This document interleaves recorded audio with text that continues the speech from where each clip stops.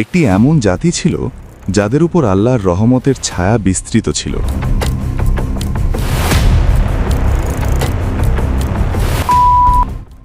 আল্লাহ তাদের ক্ষুধা থেকে রক্ষা করেছিলেন, ভয় থেকে রক্ষা করেছিলেন, শত্রুদের হাত থেকেও বাঁচিয়েছিলেন। প্রতিটি কঠিন মুহূর্তে তারা আল্লাহর সাহায্যের স্পষ্ট উপস্থিতি অনুভব করত। এরপর আল্লাহ তাদের সামনে মাত্র একটি পরীক্ষা রাখলেন। পরীক্ষাটি ছিল ছোট, কিন্তু ধৈর্যের দাবি ছিল গভীর। আল্লাহর হুকুম না ভাঙার শর্ত ছিল একটাই, কিন্তু তারা বলল, আমরা হুকুম ভাঙব না, শুধু একটু ঘুরিয়ে নিজের লাভ বের করে নেব।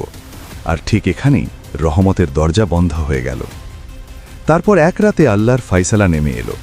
না কোনো ঝড় এলো, না বিদ্যুৎ নামল, না জমিন ফেটে গেল। কিন্তু সকালে দেখা গেল যে জাতি গতকাল পর্যন্ত আল্লাহর সবচেয়ে কাছের ছিল, আজ তারা আর মানুষ নেই। সেই জাতি বানরে রূপান্তরিত হয়ে গেছে।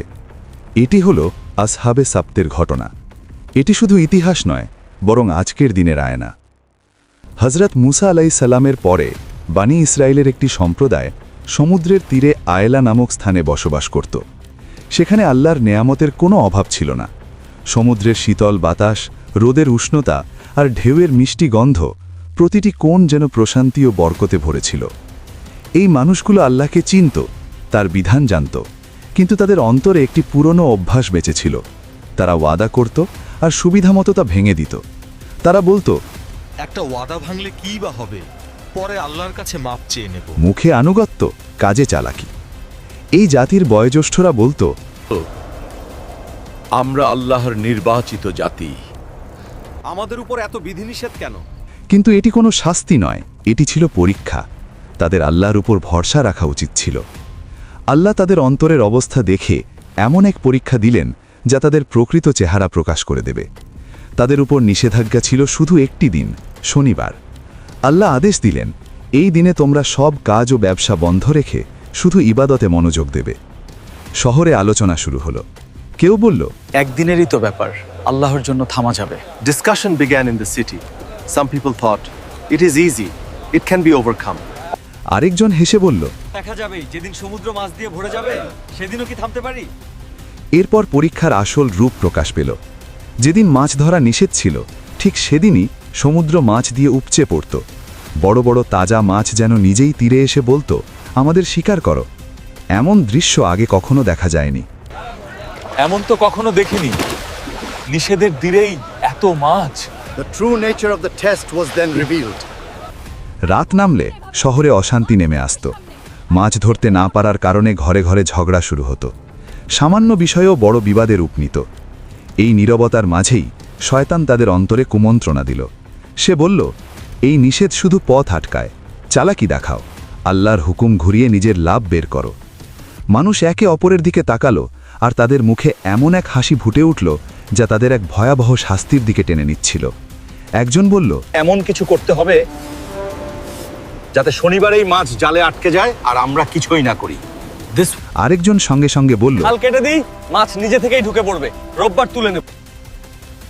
তারা ভাবল, আল্লাহও খুশি থাকবেন, আমরাও লাভবান হব। এরপর তারা সমুদ্রের ধারে গিয়ে খাল খুঁড়ল, জাল পাতল আর নিজেদের চালাকিতে রাস্তা বের করে নিল। বয়োজ্যেষ্ঠরা তাদের সতর্ক করে বলল, আল্লাহ সব দেখছেন, এটা সব দেখছেন। এটা মাছের পরীক্ষা না, এটা আমাদের নিয়তের পরীক্ষা। কিন্তু যুবকেরা হেসে উত্তর দিল, আমরা তো বুদ্ধিমান, দেখো আমরা তো হুকুম ভাঙিনি, শুধু একটা উপায় বের করেছি। তারা ভুলে গিয়েছিল, চালাকি দিয়ে আল্লাহকে ফাঁকি দেওয়া যায় না। গুনাহে লিপ্ত লোকেরা মাছের বোঝা বহন করে ঘুরে বেড়াচ্ছিল। তাদের মুখে অহংকার ভরা হাসি স্পষ্ট ছিল। এক বৃদ্ধ চিৎকার করে বললেন, থামো, এটা গুনাহ, আল্লাহর হুকুম ভাঙা তোমাদের ধ্বংস ডেকে আনবে। তারা হেসে বলল, আমরা শুধু আমাদের বুদ্ধি ব্যবহার করছি, শনিবার তো স্বীকার করিনি। বাজারের কিছু মানুষ বলল, এদের মুখ দেখো, যেন আল্লাহকে ধোঁকা দিচ্ছে মনে করছে, অথচ আল্লাহ সব দেখছেন। শহরের মানুষ 3 ভাগে বিভক্ত হয়ে গেল।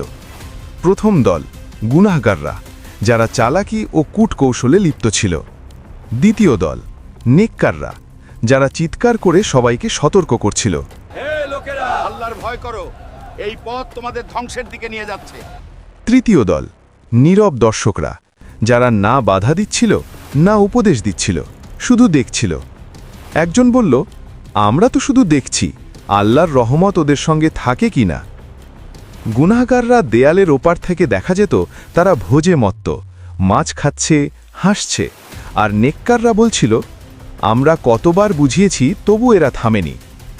এই ছিল সেই রাত যখন সতর্কতার সুযোগ শেষ হলো আর ধ্বংসের সময় ঘনিয়ে এলো। শহরের গলি নিস্তব্ধ, শুধু সমুদ্রের ঢেউ আর বাতাসের শব্দ। পেট ভরে খেয়ে গুনাহগাররা ঘুমিয়ে পড়ল। তারপর নীরবতার মাঝে এক ভয়ঙ্কর ঘোষণা ভেসে এলো, লাঞ্ছিত ও অপমানিত বানরে পরিণত হও। ছায়া নামল, মুখ বিকৃত হতে লাগল, আঙুল লম্বা হয়ে গেল, হাত পায়ে লোম গজালো, শ্বাস ভারী হয়ে উঠল। কেউ চিৎকার করল, এ কি হচ্ছে, আমরা মানুষ নেই। সকালে শহরে নীরবতা। নেককাররা দেয়ালে উঠে দেখল নিচে মানুষ নেই, শুধু বানর। মানুষের পোশাক, কিন্তু ভেতরে পশু। খবর ছড়িয়ে পড়ল, শনিবারে নিষেধাজ্ঞাদের আল্লাহ বানরে পরিণত করেছেন।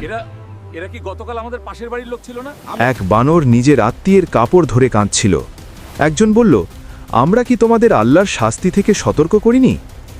বর্ণনায় আসে এই শাস্তি এত কঠোর ছিল যে তারা 3 দিনের বেশি বাঁচেনি, না খেতে পেরেছে না পান করতে পেরেছে, তারও ন্যায় শেষ হয়ে গেছে।